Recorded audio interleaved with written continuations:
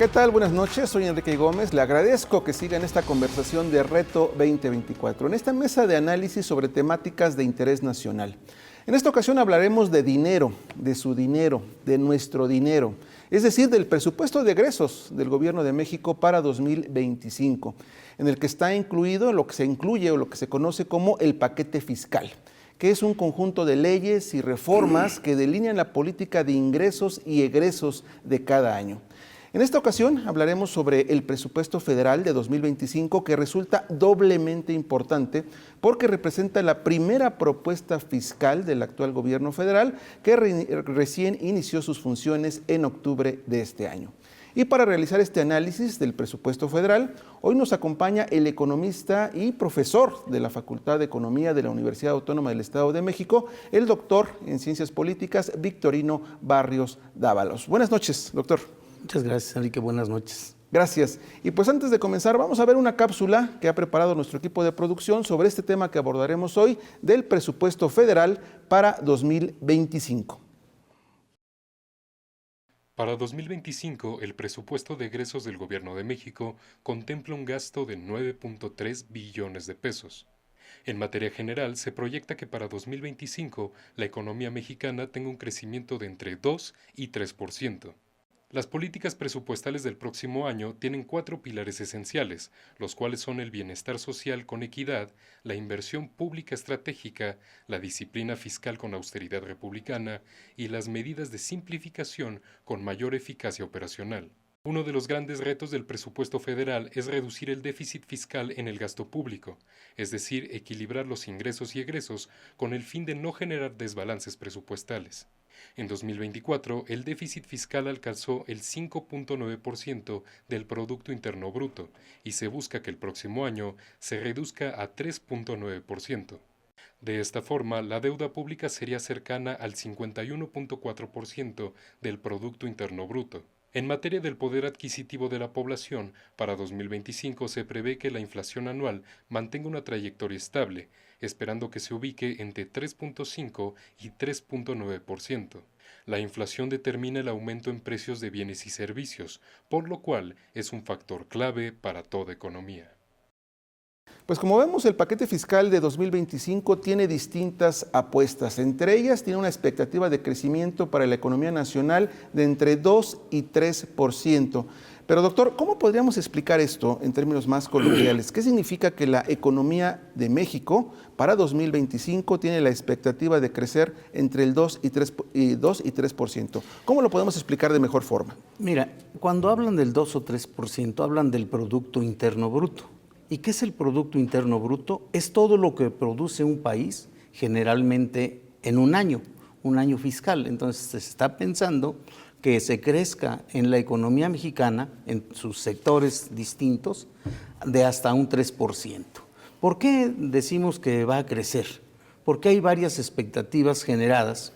Por ejemplo, ahora con el apoyo al sureste de México, que ha crecido como nunca en el último sexenio, pero no ha decaído el apoyo para los países del norte y tampoco para la franja fronteriza. Entonces, eso te genera ciertas expectativas como de incrementar la producción, de incrementar los bienes y servicios que se pueden ofrecer, pero también ahí es necesario recalcar que el gobierno federal está pensando en que la gente poco a poco está cumpliendo más con sus obligaciones hacendarias, con el pago de sus impuestos, con el pago de sus derechos, de sus productos, sus aportaciones, con todo lo que esto genera y desde luego, eso es lo que ha dado a pie para decir que estamos por arriba. Por ejemplo, en las expectativas te puedo decir que somos el país de América Latina que mejores expectativas de crecimiento tiene, por arriba de Brasil, por arriba de Argentina,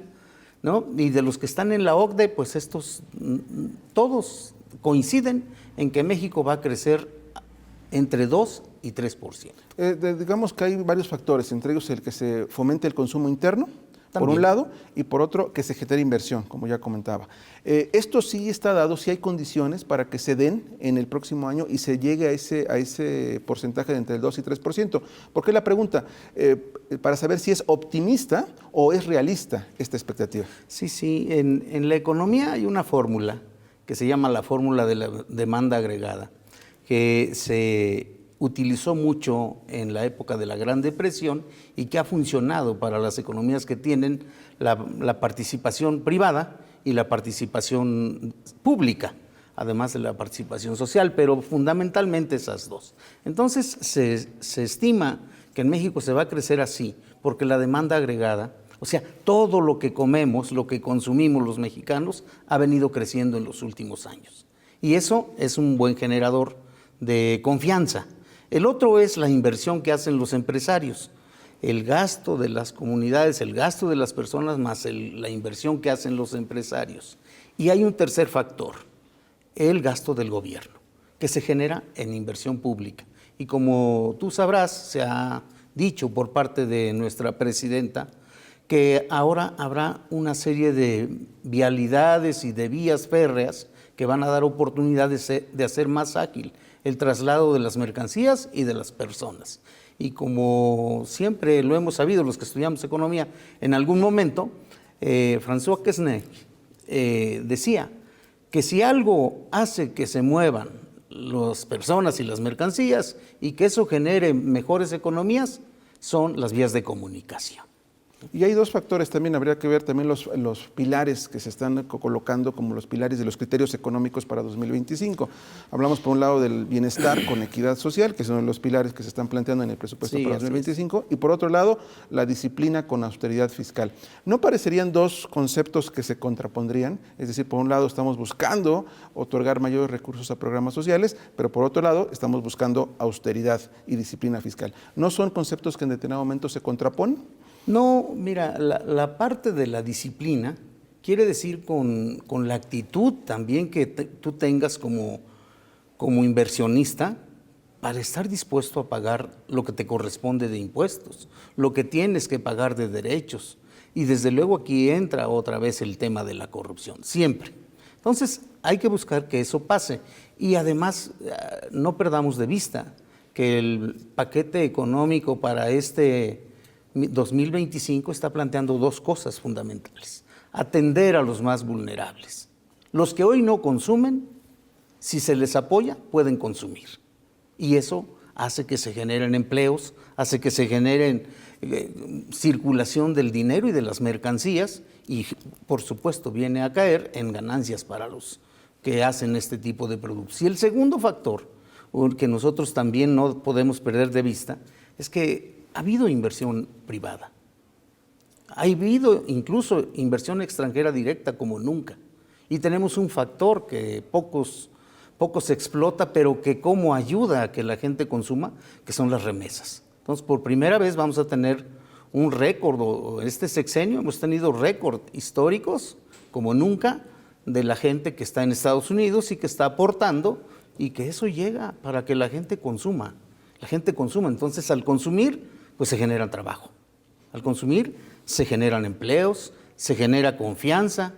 Hay forma de afirmar que efectivamente habrá crecimiento de la economía. En una entrevista anterior tú comentabas que este tema de los programas sociales, el otorgar programas sociales, otorgar apoyos, por ejemplo, a jóvenes o a adultos mayores, eso genera, en cierta forma, esto que estás comentando, el consumo interno. Esa sería una de las claves, digamos, de este tipo de programas sociales que ahora se instrumentan, que buscan no ser asistencialistas, sino buscan generar ese consumo. ¿Sí se estaría cumpliendo ese propósito? Se cumplen ambos, fíjate, se apoya a la población, pero además se fomenta el consumo interno. O sea, en esa fórmula keynesiana de consumo de la gente, más el consumo de los empresarios, más el consumo del gobierno, la que estaba caída porque no había dinero era esta, la fórmula del ciudadano, en donde no podía consumir y ahora que puede consumir hace que todo circule. Entonces, la economía es circular, va generando, tú inviertes, generas empleos, generas consumo con esos empleos, con el salario que pagas, y eso es lo que ha pasado. Sí hay manera, desde luego, y creo que además, un punto que poco se estudia es que le generas mucha confianza a los adultos mayores. Solo para darte un dato, en el presupuesto de 2025 se incrementa el gasto que tenemos programado en más de casi medio billón de pesos. Poquito más de medio billón, 543,000 millones de pesos es lo que se va a entregar a los adultos mayores, pero que también va a ir a la parte de salud, porque mucho se ha criticado que se le bajó a la salud. Es cierto, antes tenía 206,000 millones y hoy tiene 96, pero esos se fueron al IMSS Bienestar. Y ahí es donde la parte del bienestar es la que ahora se ha escogido como la palabra ícono de este gobierno, en donde nosotros estamos percibiendo que sí puede darse eso, ese trance, ese camino, ¿no? Hablábamos sobre los distintos pilares del presupuesto para el próximo año, como el bienestar con equidad, también hablábamos con el asunto de la disciplina fiscal con austeridad, pero ahora vamos a abordar el tema del déficit público, un tema que también preocupa en el tema de las finanzas públicas. Se comenta que para el próximo año este déficit fiscal podría reducirse al 3.9% del Producto Interno Bruto. Y recordemos que el presupuesto federal que se plantea para el próximo año es de 9.3 billones de pesos. Doctor Victorino, preguntarle cómo reducir ese déficit fiscal y qué plantea, qué implica la reducción de ese déficit fiscal. Hay dos factores principales. Como lo comentamos, el déficit fiscal es la acumulación de las deudas, de todas las deudas que hemos traído. Y se piensa, así está planteado en el paquete económico, que hay manera de reducirlo. Dos factores. Primero, y quizás el más importante, Benjamin Franklin, uno de los fundadores de los Estados Unidos, de los padres fundadores, decía que hay dos cosas de las que no se puede uno escapar: los impuestos y la muerte. Los impuestos, pues todo el mundo pagamos por trabajar, el ISR, pagamos por comer, el IVA, pagamos por tener el predial. Bueno, hay que cobrar efectivamente los impuestos. Aquí tenemos un problema muy fuerte porque resulta que hay muchos empresarios que a la fecha no han cubierto todavía lo que deben. Y eso, si no se cobra, pues te genera problemas de déficit fiscal, porque tú en la parte de los impuestos no puedes llegar al tope que estás pensando. Y este año la presidenta de la República mandó una iniciativa de presupuesto en donde observa que 55, casi 56 pesos van a ser de impuestos, cuando tradicionalmente han sido de 50, 52, hasta 54 ha llegado. Entonces ahí está la clave: cobrar lo que debe cobrar el Estado, a quien le debe cobrar, sin achicarse, porque luego viene pues el Poder Judicial, la defensa, ahí, y el atraso. Pero eso hay que cobrarles, aunque se atrasen, multas, recargos y lo que el juicio cueste. Ese es el principal factor, que podamos incrementar los impuestos cobrando lo que se debe cobrar. Y el segundo, que es muy, muy importante también, es que haya disciplina, que no haya excesos, que se hagan compras consolidadas, que se compren los medicamentos para las instituciones de salud, pues con un programa, y que no se esté comprando a la hora de la hora. En diciembre siempre están buscando comprar todo y acabarse el presupuesto. No, desde planear objetivamente y hacer una buena programación, presupuestación y un control del ejercicio del presupuesto. Y desde luego, austeridad. No está el mundo para excesos, no está el país para excesos, no estamos nadie para excesos. Y que hay que referirlo, el tema del déficit fiscal, que es precisamente esto, cuando se desequilibra, cuando se gasta más de lo que se está ingresando.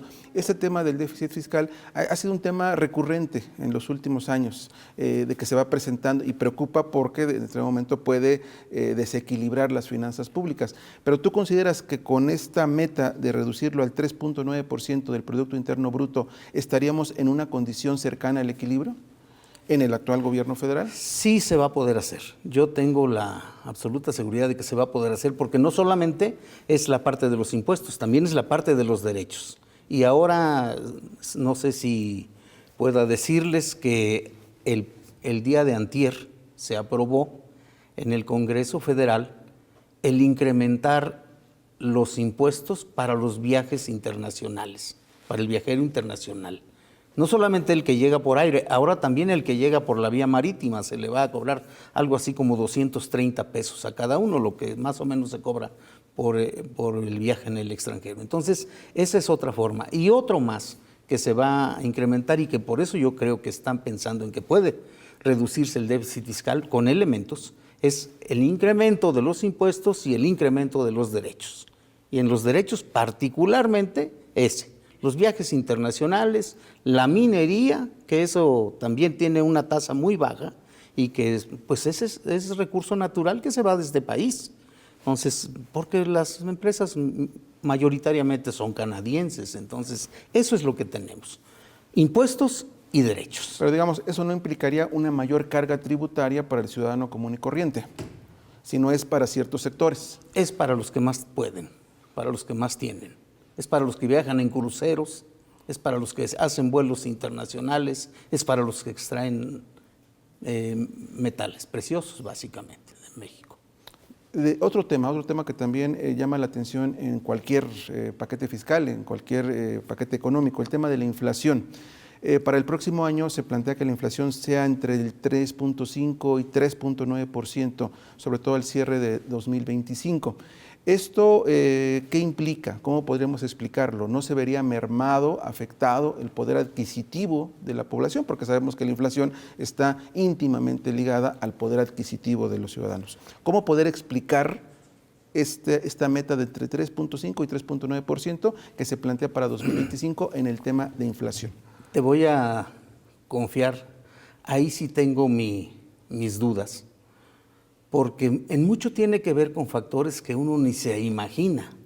Por ejemplo, la inseguridad. ¿Cuántas veces hemos sabido que no dejan pasar el limón, el aguacate?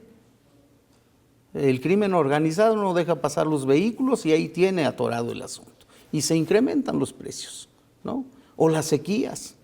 Ahora que no había agua, el precio del cilantro, el precio del chayote, de todo esto se fue a las nubes, era de las zanahorias. Entonces, ahí hay factores que no se pueden tener así muy presentes. Entonces, yo creo que esa meta que están planteando no se puede cumplir así al pie de la letra. Habrá muchos otros elementos como, pues, ¿qué es la inflación? Pues eso tiene que ver con la inflación. ¿Qué es la inflación? Es el incremento generalizado de los precios. O sea, cuando todo sube, la inflación, ahí va el factor. Pero si seguimos teniendo la inseguridad, que es uno de los elementos que dan al traste con las cosas, bueno, pues ese problema va a seguir fomentándose. Existe el PASI, lo que ha hecho el programa que se viene desde el sexenio pasado y que es hablar con los proveedores, de los comercializadores, las tiendas de autoservicio, que mantengan una canasta básica en cierto nivel de precios. Creo que se está haciendo, va a ayudar.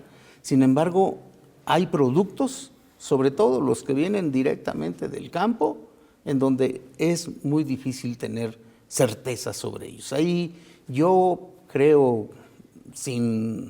con algunos elementos que me da para decir esto, pues del 4,5, 4,6%. Que también hay que referirlo, la inflación está determinada, como dices tú, por factores internos, como la inseguridad pública, pero también por factores externos. Puede ser que por problemas regionales en otros sitios del mundo, o también por el tema de la relación con Estados Unidos, el tema de los aranceles, ¿no? Que hoy está tan en boga. Entonces es multifactorial, también habría que verlo, y que eso lo tendremos que ver como los riesgos que se tienen en materia económica. No sé si coincidirías con ello. Sí, el aumento de los precios del petróleo, por ejemplo, ¿no? El alza de la gasolina cuando esto se da, aunque se ha comprometido en este gobierno que no van a aumentar los energéticos y que no va a aumentar ni la gasolina ni la luz, solamente con el nivel de la inflación, bueno, de todos modos, eso sigue siendo un factor desconocido para ahora. Factores externos e internos, yo no quería ser tan técnico, pero eso es lo que genera ese incremento de los precios. Y finalmente, para tratar de ir concluyendo, ¿qué diferencias ves tú entre este paquete económico, este paquete fiscal donde se incluye el presupuesto federal para 2025? ¿Qué diferencia ves en este paquete que se está presentando para el próximo año comparado con los anteriores paquetes fiscales de los últimos 6 años? ¿Cuál es la diferencia sustancial, tomando en cuenta que es de una misma expresión política o deviene de una misma expresión política? Es una muy buena pregunta. Te voy a decir, yo creo que Andrés Manuel López Obrador hizo lo que tenía que hacer en su momento y que le dejó las cosas pues más fáciles de llevar, por expresarlo de alguna manera, o con mejor oportunidad de resolverlas, porque se generó un modelo que sin endeudarse, pudo realizar la economía.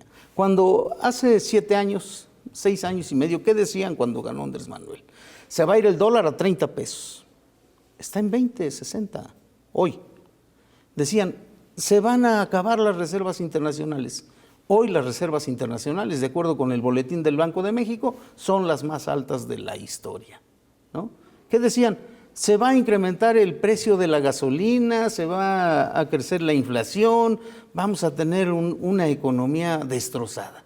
No, hay inversión extranjera directa, hay gente invirtiendo del país, hay inversión pública estatal. Sí, hay muchos problemas, claro, como toda sociedad que te dejan incendiada, pero sí hay elementos para decir se está generando empleo. Somos el segundo país del mundo con menor desempleo, ¿no? Somos el país que tiene credibilidad con los empresarios extranjeros. Somos un país que ahora tiene el salario mínimo multiplicado por 3 de cuando lo tomó el presidente. Y eso, desde luego, también tiene otro efecto en las pensiones, ¿no? Pero sí, hay una economía, no es un país boyante, pero es un país que da confianza. Digamos que le dejó un escenario a Andrés Manuel López Obrador, el presidente Andrés Manuel López Obrador le dejó un escenario donde hay que sostener ese dinamismo que se logró en el aspecto económico, digamos, y lo que quedaría ahora es sostener precisamente ese ritmo económico. Sí, sentó las bases para un modelo económico distinto, Andrés Manuel. Y ahora Claudia Sheinbaum, pues está haciendo algo muy parecido a lo que hacía Andrés Manuel en materia económica, fomentando la economía, atendiendo a los grupos vulnerables, sin descuidar sus relaciones con el extranjero. Y eso pues genera confianza en cualquier país, a cualquier ciudadano. Tú vas a los Estados Unidos, platicas con los mojados y están contentos de estar mandando dinero, porque dicen que hay confianza. Hasta eso se mejoró. El pago de las remesas, bueno, pues ahora ya lo puedes hacer a través de una instancia de gobierno, donde redujo el pago que hacías por enviar dinero a tus familiares. Y eso es confianza, es consumo. No hay que olvidarnos de esa variable keynesiana. Consumo de la gente, consumo de los empresarios, consumo del gobierno y lo que vendemos al extranjero. Nuestras ventas con el extranjero están en lo más alto. El mezcal, el aguacate, productos que sí son importantes, ahora siguen siendo punta de lanza para nuestras exportaciones. Y muchas más, o sea, la manufactura, Ford, Chrysler. Compramos, pero también vendemos. El mayor número de camionetas que circulan en los Estados Unidos se produce en México desde hace tiempo. De acuerdo, y ahora se ha mejorado. De acuerdo, pues se nos acaba el tiempo. Hicimos una revisión muy rápida del presupuesto federal para 2025. Te pediría nada más que hiciéramos una conclusión en un minuto. ¿Cómo resumirías este paquete fiscal que se está presentando, que se prevé aprobar? ¿Cómo lo resumirías? ¿En qué contexto se da? ¿Realmente va hacia la mejora de la economía doméstica, de los bolsillos de los mexicanos? ¿Y realmente apuntala la economía de los mexicanos y mexicanas en el aspecto micro? Sí, si tomáramos un poquito de la historia mexicana, diríamos que estamos bien, digamos el empirismo. Pero hay otra parte que me dice el racionalismo. Lo racional me dice que lo que está pasando ahora en México sí es un modelo distinto, sí es un modelo que genera confianza, es un modelo que permite ver que se han conjuntado la ciencia, la razón y la experiencia para tener un mejor gobierno y un mejor modelo económico que haga, y siempre lo digo, la felicidad de los mexicanos. Pues te agradezco mucho que hayas asistido con nosotros y pues concluimos este programa donde abordamos un tema económico, un tema que puede resultar complejo, pero que al final de cuentas afecta e impacta a todos. Estamos hablando del presupuesto federal, cómo se gastará el dinero público, cómo se gastará el dinero de todos. Sin duda, un reto el tener esa vigilancia por parte de la ciudadanía para conocer hacia dónde se va cada peso y sobre todo que en determinado momento esto redunde en mejores condiciones económicas para los mexicanos y las mexicanas. Les agradezco mucho que me haya acompañado aquí a Reto 2024. Muy buenas noches.